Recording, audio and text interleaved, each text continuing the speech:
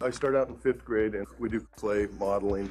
And then 6th grade, their first real edge project is making a mallet. And the mallet's used to hit the chisels when they move on to 7th grade.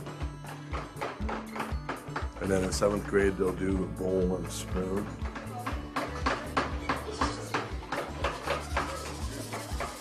And in 8th grade, we do there's 2 projects. One is a movable toy, which the power tools are introduced because of the precision of drilling right-angled holes and making right-angled cuts and everything. The second project that they do is a stool that's made out of limbs. Most importantly is that it's age appropriate, developmentally appropriate, and as all things in the Waldorf curriculum, that's where these things are introduced at the proper time, which is, I think, really a key. The arts help them in the bigger context of the life that they have to live when they are confronted with the big challenges of the day.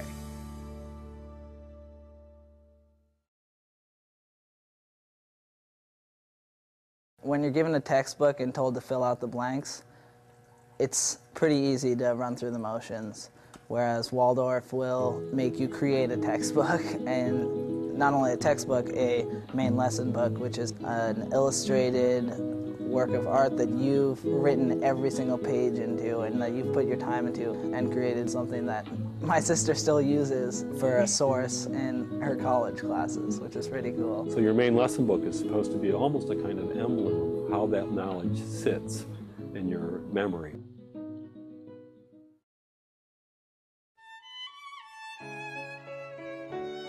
You have an immensely strong connection with your class. Almost the entire class I've known for at least 7 or 8 years. I walk around the halls in the high school and of course I know every face, but I walk around the lower school and I know faces there too. I have a little sister in 7th grade and so I know all her classmates and I know her friends in other classes. And then as 8th graders we had 1st grade buddies and I know their faces. Our 8th graders are paired up with a 1st grader.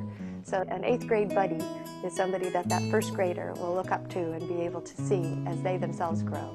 It's wonderful for the 8th graders too, because they're emerging out of childhood and they remember those things. They remember learning to knit, and they teach the 1st graders to knit. Some of their very first knitting lessons are from these older students, and it's just a beautiful way for them to reflect on their own education. It's this whole integration of community where there's an understanding that all the different parts can learn from each other.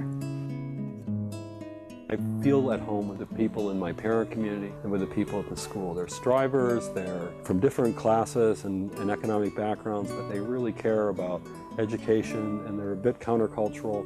And I just always felt like the values of the school and the values of the parent community were values that I shared and I learned from them. I taught for 20 years at California State University, Northridge. And in that time, I didn't have a lot of Waldorf students, but they all stand out in my memory, which I couldn't say for any other school. Waldorf students are generally more inquisitive, they're more independent thinking, they'll ask questions that other students don't ask. The funniest thing about the Waldorf students is at some point, every single one of them came up to me and said, "Professor Levy, why are we doing this?" And usually with university students and high school students, that's the start of an argument that they didn't want to do the paper or whatever the assignment was. But with the Waldorf students, it was always, they just wanted to know why we were doing it.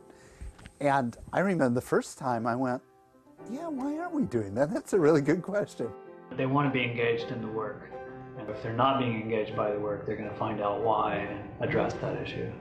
Waldorf students, these students, these wonderful kids who go to school here, are so intellectually open.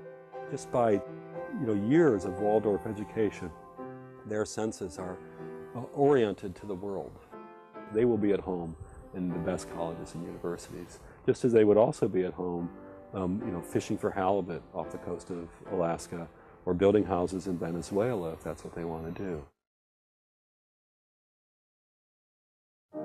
They learn from mistakes. I could, of course, go around to everybody and we're going to do it just exactly like this. You're going to measure every 30 seconds and nobody would ever carve through the bottom of their bowl, but they wouldn't learn anything from it. So those that carve through the bottom of their bowl will continue carving it and make it into a picture frame.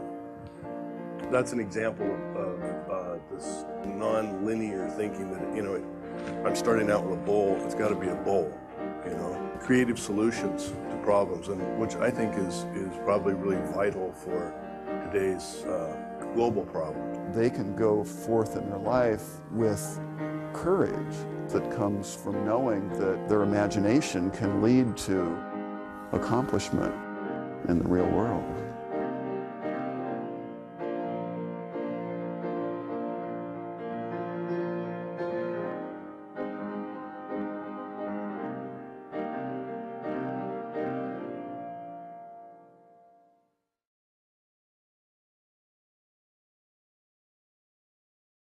So if ax squared plus bx plus c equals 0. Anyway, sorry. I love the lower grades. I wish I could still be in kindergarten so we could have nap time, which we really need in the high school. I think we need it more than the kindergartners do. X must be the opposite of b plus or minus the square root of b squared minus 4ac, all divided by 2a.